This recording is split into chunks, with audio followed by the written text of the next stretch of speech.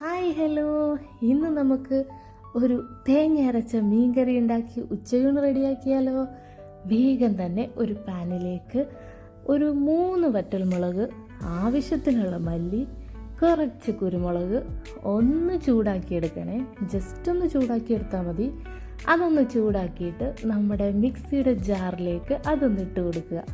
അതിൻ്റെ കൂടെ തന്നെ ഒരു 6-7 കുഞ്ഞുള്ളി കൂടി ചൂടാക്കി അതിൻ്റെ കൂടെ തന്നെ ഇട്ട് കൊടുക്കുക.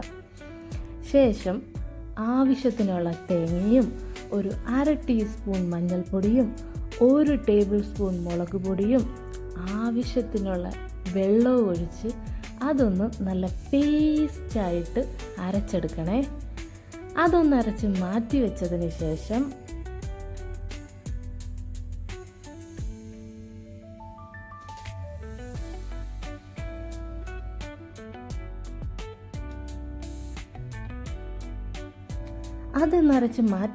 ശേഷം നമ്മുടെ ചട്ടി എടുക്കുക. മീൻകറി വെക്കുന്ന ചട്ടി എടുക്കുക, അടുപ്പത്തേക്ക് വെക്കുക, ഫ്ലെയിം ഓൺ ആക്കുക. ചട്ടി ഒന്ന് ചൂടായി വരുമ്പോഴത്തേക്ക് അതിലേക്ക് നമ്മൾ വെളിച്ചെണ്ണയാണ് ഒഴിച്ചു കൊടുക്കേണ്ടത്. വെളിച്ചെണ്ണ ഒഴിച്ചു കൊടുത്താലേ ടേസ്റ്റ് ഉണ്ടാകത്തുള്ളൂ. വെളിച്ചെണ്ണ ഒഴിച്ചു കൊടുത്ത് എണ്ണയൊന്ന് ചൂടായി വരുമ്പം അതിലേക്ക് ഒരു 4 പച്ചമുളക് കീറിയതും പിന്നെ കുറച്ച് ഇഞ്ചിയും വെളുത്തുള്ളിയും കൂടെ ചതച്ചതും കുറച്ച് കറിവേപ്പിലയും കൂടി ഇട്ട് അതൊന്ന് മൂപ്പിച്ചെടുക്കണേ. അതിനുശേഷം നമ്മൾ അരച്ച് വെച്ചിരിക്കുന്ന പേസ്റ്റ് ഉണ്ടല്ലോ, ആ പേസ്റ്റ് എടുത്ത് ഇതിലേക്ക് ചേർത്ത് കൊടുക്കണം.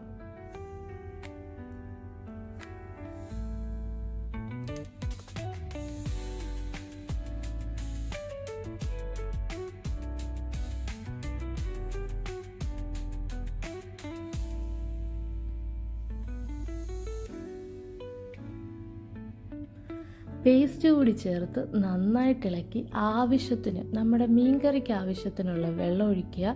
കുറച്ച് വെള്ളം ഒഴിച്ചാൽ മതി. നമ്മൾ മീനിടുമ്പോൾ കുറച്ചും കൂടി വെള്ളം ഉണ്ടാകും അതിൽ. അതുകൊണ്ട് കുറച്ച് വെള്ളവും ഒഴിച്ച് കുടംപുളിയില്ലേ, കുടംപുളി കൂടി ഇട്ട് കൊടുക്കുക. ആവശ്യത്തിനുള്ള പുളിക്ക് ആവശ്യത്തിനുള്ള കുടംപുളിയും ഇട്ട് അതൊന്ന് ആവശ്യത്തിനുള്ള ഉപ്പും കൂടി ചേർത്ത് അങ്ങ് അടച്ചു വെക്കുക. നന്നായിട്ടൊന്ന് തിളച്ച് വരുമ്പോഴത്തേക്ക് അതിലേക്ക് നമ്മൾ കഴുകി വെച്ചിരിക്കുന്ന മീനുണ്ടല്ലോ, ഞാനിവിടെ വറ്റമീനാണ് എടുത്തിരിക്കുന്നത്. ഏത് മീൻ വേണേലും ഇങ്ങനെ കറി വെക്കാം. ഞാനിവിടെ വറ്റമീനാണ് എടുത്തിരിക്കുന്നത്. മീനും കൂടി അതിലേക്കിട്ട് അതങ്ങ് അടച്ചു വെക്കുക. അതിൻ്റെ കൂടെ തന്നെ ഒരു തക്കാളി നമ്മളിങ്ങനെ കട്ട് ചെയ്തിട്ട് അതിലേക്ക് മുകളിലിട്ട് കൊടുക്കുക. തക്കാളി കൂടി ഇട്ട് അതങ്ങ് അടച്ചു വെക്കുക. അടച്ചു വെച്ചതിന് ശേഷം ഒരു 5-6 മിനിറ്റ് കഴിഞ്ഞ് തുറന്നു നോക്കുമ്പോൾ നമ്മുടെ മീൻകറിയൊക്കെ നല്ല തിളച്ച് വന്നിട്ടുണ്ടാവും. അതിലേക്ക് 1 ടീസ്പൂൺ പച്ച വെളിച്ചെണ്ണ കൂടി അതിലേക്ക് ഒഴിച്ചു കൊടുത്ത് കുറച്ച് കറിവേപ്പിലയും കൂടി ഇട്ട് ഒന്ന് മൂടി വെച്ച് 2 മിനിറ്റ് കഴിഞ്ഞ് തുറന്നു നോക്കുമ്പം നമ്മുടെ മീൻകറിയൊക്കെ റെഡി ആയിട്ടുണ്ടാകും.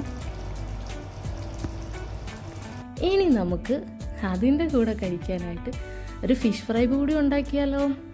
വേഗം തന്നെ ഒരു ബൗൾ എടുക്കുക. അതിലേക്ക് മഞ്ഞൾപ്പൊടി, മുളക് പൊടി, കുരുമുളക് പൊടി,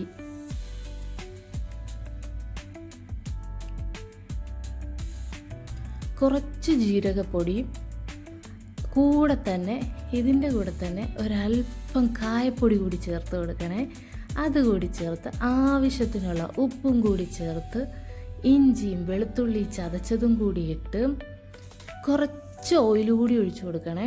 ഞാനത് കാണിക്കാൻ വിട്ടുപോയതാണ്. കുറച്ച് ഓയിലും ചേർത്ത് ആവശ്യത്തിന് വെള്ളവും കൂടി ചേർത്ത് നന്നായിട്ടൊന്ന് കുഴച്ചെടുത്തതിന് ശേഷം നമ്മുടെ മീനെടുത്ത് അതിലേക്ക് ഈ മസാല പുരട്ടി കൊടുക്കണം.